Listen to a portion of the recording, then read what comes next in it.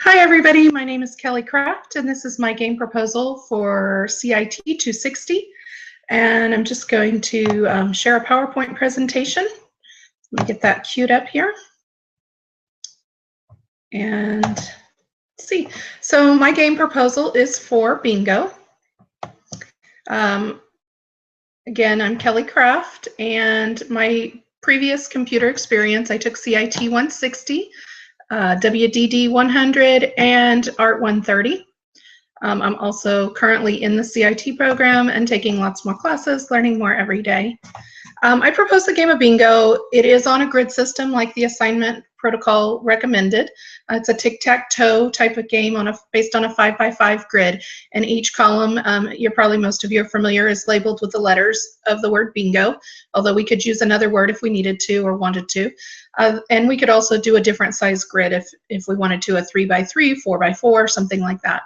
And then my proposal is that the squares could have either numbers, like traditional bingo of B14, or we could do it with graphics, like you've probably seen Christmas bingo, things like that, where they have candy canes, or you could have pictures of shapes or puppy dogs or anything in lieu of the numbers.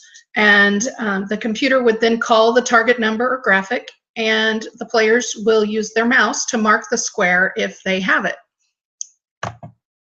And so the game flow would go that the user would begin by going to a menu and selecting a board of either graphics or numbers and a default color scheme. I mean, they could choose, a blue. This would primarily be like the frame of the card. It could be blue or red or whatever, and just whatever appeals to people. And then the board would be randomly generated by the computer. And one of the things that I liked about bingo over, say, other grid-based games that I considered was that you can randomly generate the board, so you have a different board every time. You don't have to pre-store 100 different boards to have 100 unique games. The gameplay looks like my slide had a little trouble here. Oh, there we go. The computer will either display the picture being called or the display number as you start to play. And so the computer will say B14, and the player would click their square if they have it, and then a subroutine or a function in the computer would verify that they indeed selected a square, the same square that was called. If it matches, the square would change colors. If it did not match, then the computer would display an error message telling the player this is not what was called. At that point, the computer would also run another function to determine if a bingo had been created after the click. If so, a bingo button would light up that the player could click. If not, you would go on to the next turn. If the player clicks bingo, you could have a big display or music or sound or something that would be exciting.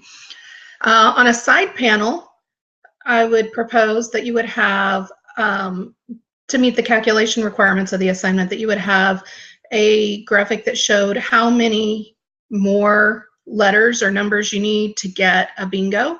So if you have 3 in a row, it would say 2 more needed for bingo.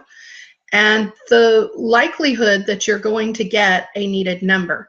So if 12 out of 70 potential numbers have been called, the panel would reveal that you need however many for bingo, and you have a 1.7% chance of any specific number being called next.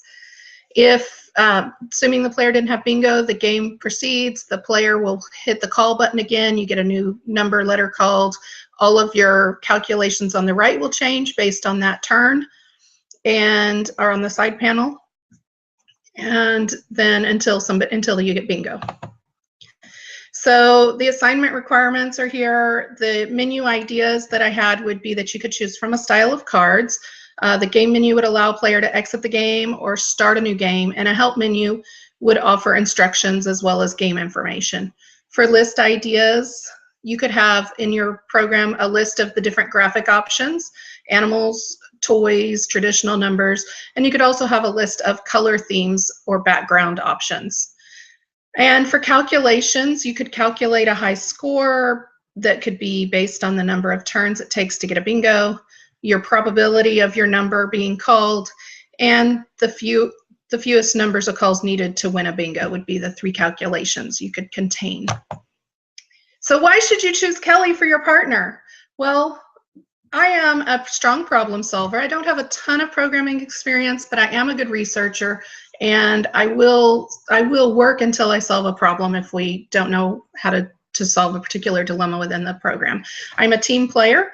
I can lead and I can be led, whatever we're needed, and I meet my deadlines. And in fact, I actually prefer to do things a little early. So if there's somebody out there who likes to get everything done a couple of days early for one reason or another, I'm your gal.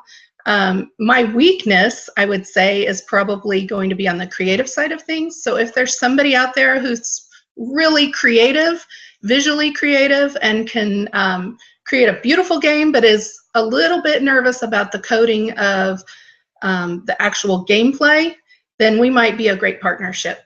I look forward to working with everybody, when the time comes, and thanks for listening. Have a great day. Oh, now I have to figure out how to turn off Google. Okay, bear with me here, because I am learning Google Hangouts. Let's see, let me find my stop button. There we go. Oh, wait, that's going to stop my screen sharing. Let me stop my broadcast. Bye.